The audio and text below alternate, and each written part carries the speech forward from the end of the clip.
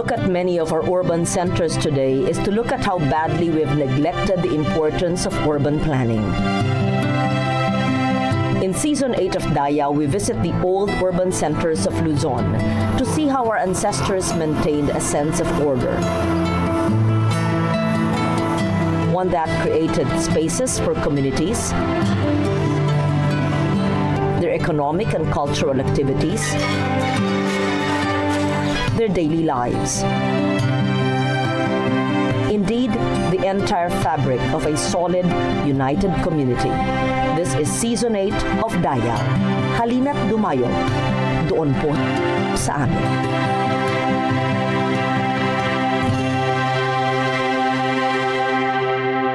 In Season 8 of Dayaw, we explored the heritage sites of Luzon and heard the voices of the advocates who continue their efforts tirelessly.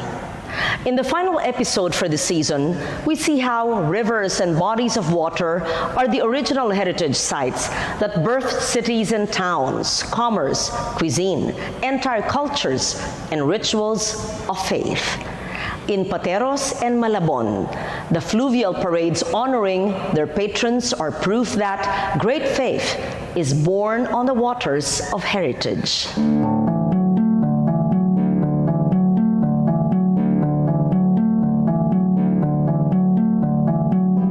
The Pateros River is the western border of this town. This river has seen the history of the town as it grew from a visita or barrio of Pasig in the 18th century. It was separated as a town in 1799, but it does not have a separate parish or a church that was built exclusively for the town until 1815, when a Augustinian priest was assigned to stay in Pateros by the name of Father Behil. And the first order of the day when he came to Pateros was to build the church, which stands now right at the middle of the town itself. And it is in the middle, in between two rivers, the Pateros River on the left side and the Santa Ana River at the right side.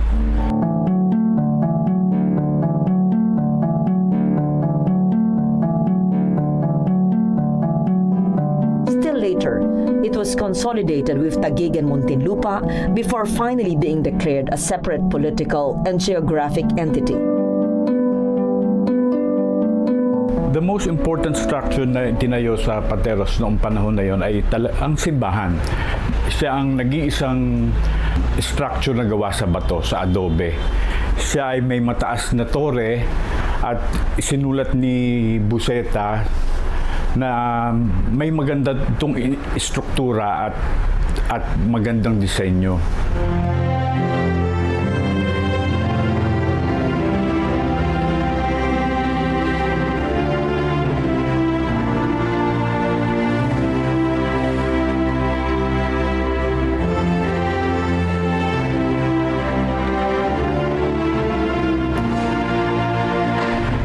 Ang pananampalataya kay Santa Marta ay parang likas na sumibol dahil sa pananampalataya ng taga-Pateros sa kanyang kalikasan.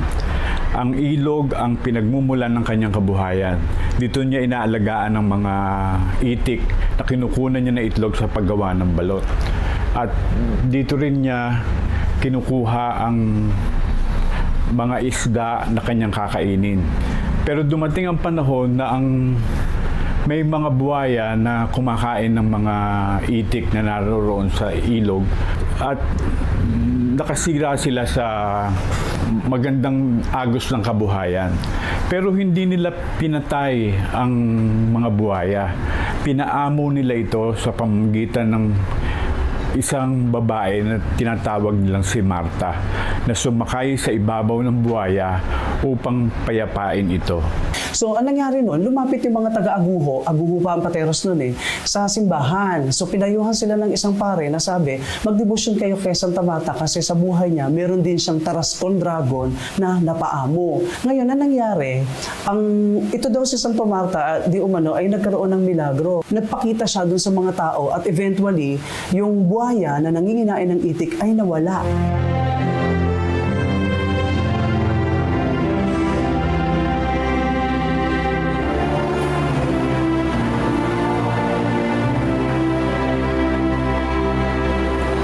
Church of San Roque, there are 3 devotional images. The ancient wooden santo enshrined in her own altar is referred to as Matandang Santa Marta. The ivory-headed image is called the shrine image, while Batang Santa Marta is a kallejera, the image brought out for the feast day celebrations. Dati, yung piyesta, hindi ginagawa sa kalye, sa ilog lang. Pagoda lang yan sa ilog at pinipili ng mga ninuno namin ang kabilugan ng buwan para gawin ng pagoda kasi nung araw, hindi pa uso ang ilaw, ang generator. At ang liwanag ng buwan at ang ilaw ng kalburo ang siyang tanglaw. No? So, eventually, nag-evolve na to. At bumaba na yung prosesyon sa kate o sa lupa at sumasayaw na rin ang pandango sa lupa.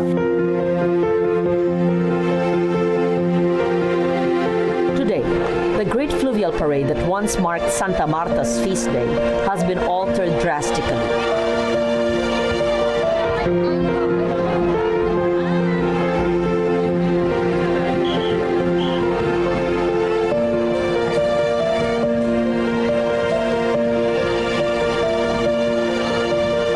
When geographical features like rivers are altered by urbanization, the rites of faith must adapt. Yung salitang pasubo ay isang malalim na salita na bumabagtas pa hanggang sa bago dumating ang mga Kastila.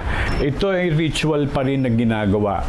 Na dati ay nung malaki ang ilog, ginagawa ang ritual ng pasubo sa ilog na kung saan doon nananahan ang mga buhaya. Pero dahil sa haba ng panahon, napabayaan ng ilog, nabahayan ng maraming tao, ay hindi na nagagawa ang pasubo sa ilog.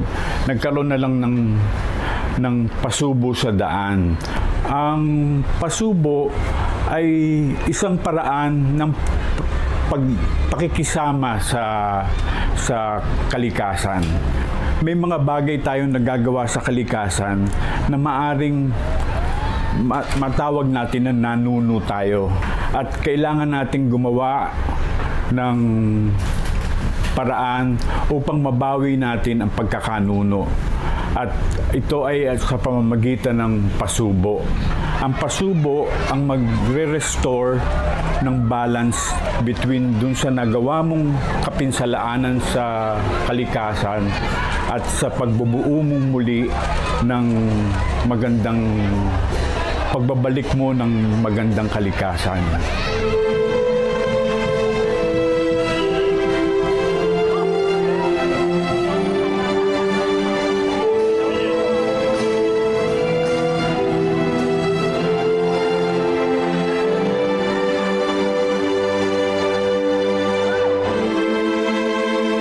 Sadly, the once great Pateros River, where many fluvial parades in honor of the saint were held, has shrunk in size, along with many of the tributaries that once coursed through old Pateros.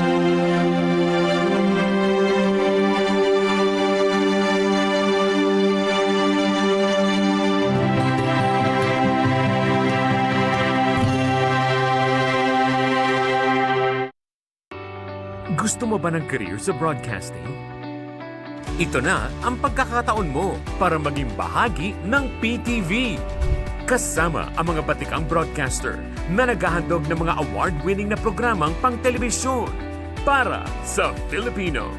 Ipadala ang inyong resume. Panahon ng ibahagi ang inyong kakayahan para sa bayan.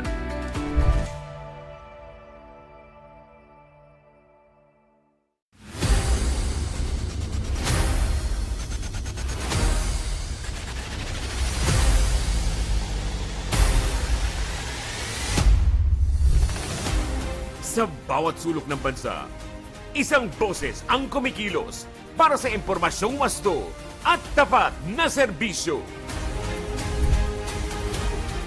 PTV para sa bayan.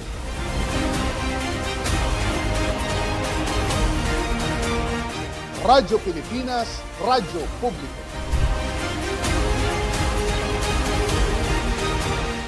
PNA, the official news wire service of the Philippine government. Philippine Information Agency, ang tulay ng komunikasyon para sa kaunlaran. IDC, Boses ng Katotohanan.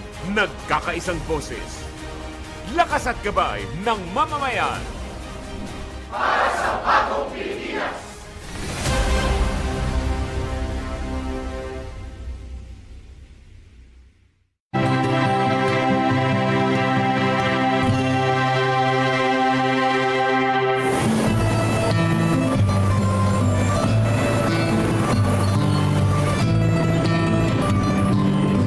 One cannot mention the town of Pateros without the iconic balut coming to mind. The duck egg delicacy and its production has become synonymous with the town, both its culture and its economic progress. Kami yung kinikilala na maker of the most delicious balut in the Philippines. Nung panahon na yon, ang source of duck eggs natin are very cheap. It's coming from the rivers of Pateros, Pasig, Taguig, and around Laguna Lake. Pero siguro mga 10 years ago, na-pollute na lahat ng rivers eh. And there is no single duck in Pateros. There's no single duck in Taguig. Sa Pasig, wala na rin. At ang duck farm, duck raisers around Laguna Lake, kokonting-konti na lang. The duck raisers napunta ngayon sa mga rice granaries, sa mga duck, rice farms. Dahil doon libre pinakakawala nila yung mga duckling hanggang sa ito ay umabot ng 6 months ready to lay eggs. Ang pagbili ng sariwa ang umpisa noon. Tapos kung mahina ang init ito, ibibilad niya yung sariwa. Ngayon yan ilalagay yun. Dito namin inaano yung init. Kailangan talaga ni-rotate. Kasi para yung sisiw nakahalo. Yung sisiw niya gumagalaw. Lalong lumalakas ang sisiw. The traditional methods of making balut have now given way to technological advances. Ito yung incubator. Ano difference nito sa traditional? Dito, kapag dumating ang itlog na sariwa, yung fresh egg, ilalagay mo kaagad sa loob. Pagkatapos, hindi mo na siya gagalawin. Kaya mo lang gagalawin siya pagdating ng 11 days. Dahil sisilawin mo sila, kakandel. Sisilawin mo sila para ihiwalay mo yung buhay sa patay na itlog. Noong araw, yung method dati, isa-isang pagsisilaw ng matong, isa-isang sisilawin na itlog. Ngayon hindi, yung 200, dito lang namin lalagay. At ang aalisin lang namin dito, yung patay nga yung method. Now, ito naman, how do you control temperature? Di ba sabi ko kanina? Kailangan kinokontrol mo temperature, no? Now, how do we do that? There is a thermostat. Ayan, that's an equipment that regulates the temperature inside the incubator. So, hindi na problema sa worker because it's the machine that regulates the temperature. What we are doing to get back the premium we used to enjoy when Pateros was famous as the only maker, the center of balut production, the center of balut sa puti production na masarap ang pagkain. So we want to get back there by having this.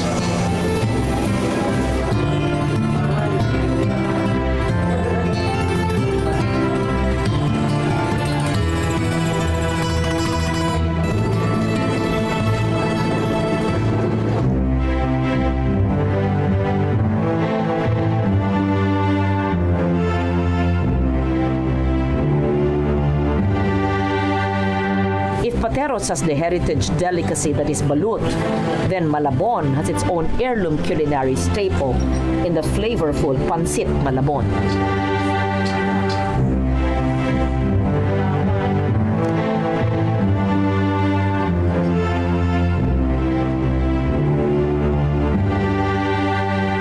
Culinary scholars see in this savory staple a guide to Malabon's geography, history, and natural bounty.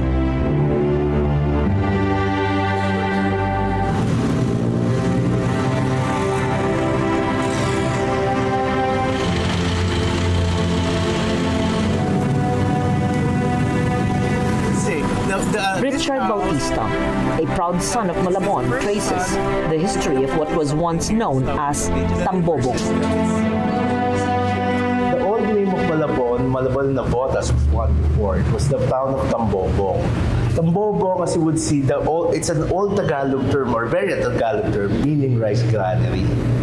So why would our town would have rice? Where, as you would see, what's the area? So that alone correlates to something is there's trading.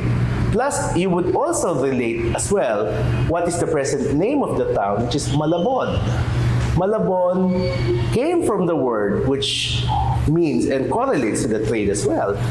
Ma, plenty, labong, meaning watery mud.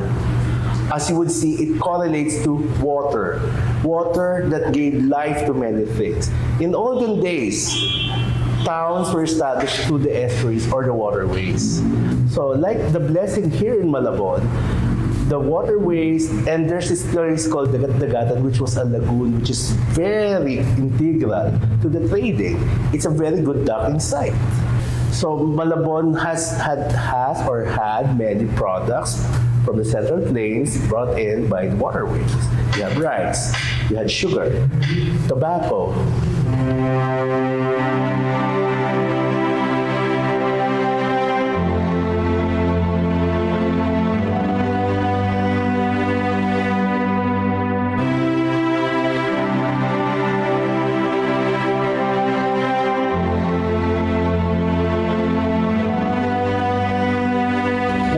Malabon had this peculiar town development. It doesn't really have the usual setting of the illustrious, the prosperous, those people living around the plaza. You would see them scattered from north to south of the island of Malabon. Though if you are still to apply the laws of the Indies idea, you would still see a certain setting that it was applied, but mutated to the local setting. Then the other things here, it grew organic.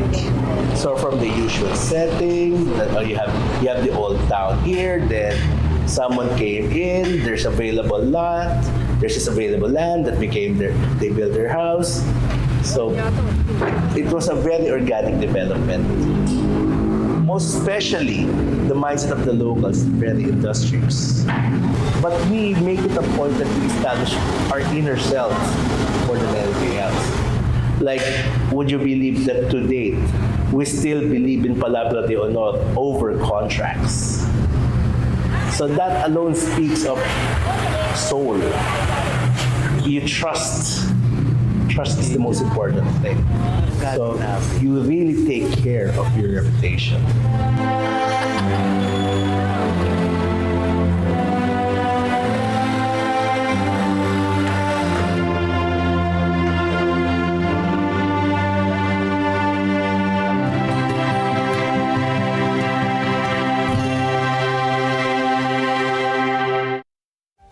Join us for your nightly news fix and stay informed with our comprehensive coverage of news, business, politics, current events, and more from our network of journalists across the Philippines and the rest of the world.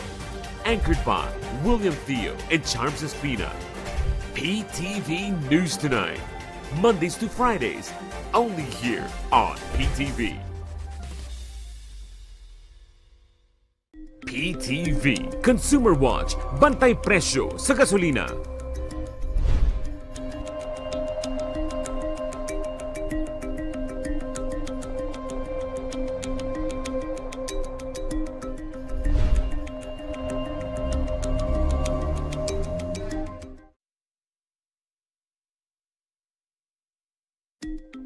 Disaster Watch. Alamin ang mga dapat ilagay sa go bag bilang paghahanda sa anumang sakuna. Maglagay ng tubig na maiinom at mga pagkaing hindi madaling masira. Maglaan ng espasyo para sa first aid kit at survival kit para sa mga hindi inaasahang pangyayari.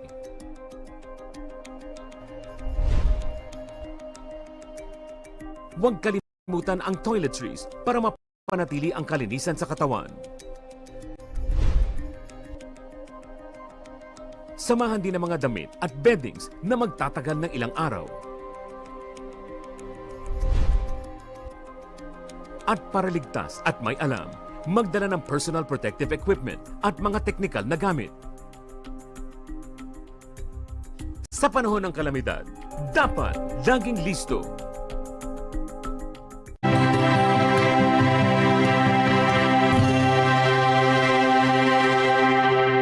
Malabon's patron is San Bartolome, the apostle who was skinned alive and whose attribute is the bolo. But while San Bartolome is titular patron, the Immaculate Conception shares the heart of the people.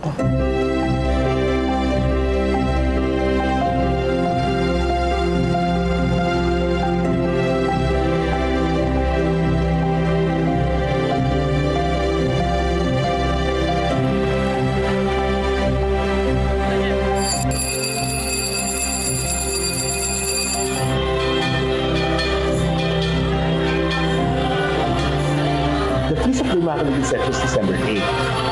Because December 8 alone nationally. But here in Malabon, we have it for 3 days.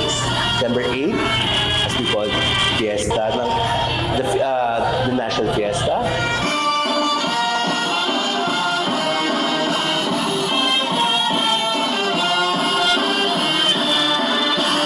December 9, fiesta ng manging isda. December 10, fiesta ng bayan. On December 9, which became a highlight because there's this fluvial procession carrying a miraculous image of the Immaculate Conception, which dates back to the 17th century or 18th century, I would say. So that one day, they parade around town the image.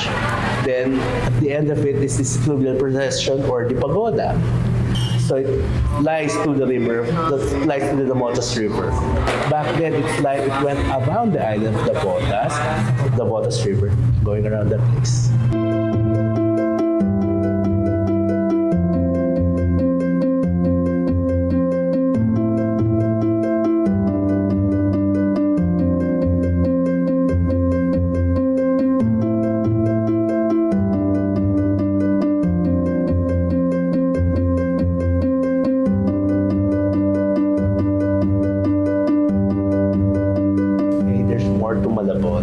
But sadly, back then, there were hardly materials to show. I mean, you may find a material here, a material there, but not a combined one. The world just knows of the rotting image, but we know it's a very vibrant place, and we have so much here. So, on my own, I decided to promote it. Then later on, I found out, or we found out that, hey, you're doing this, we made it a point to really reverse the image of the decaying promotion of Malabon. So somehow good enough that people found it and learned about it and discovered it themselves. That you would see heritage, you would see food, you would see music, you would see many things around. And what I am more concerned right now is really the promotion and the re-establishing the Palabra de Honor Respeto system. That's one thing people are missing now, and that's one thing I would like the world to really look at, how we deal with Palabra de Honor. Because how could you be a progressive place if you don't trust each other, if you don't respect Palabra de Honor?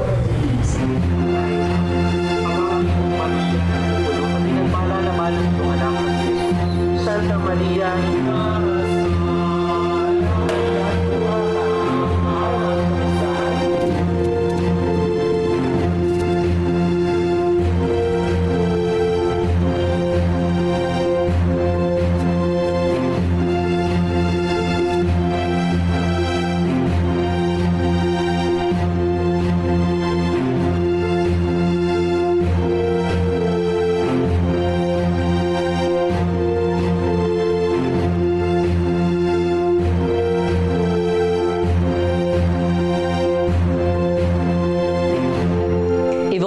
Filipinos would have the same enthusiasm for discovering and promoting their own heritage sites.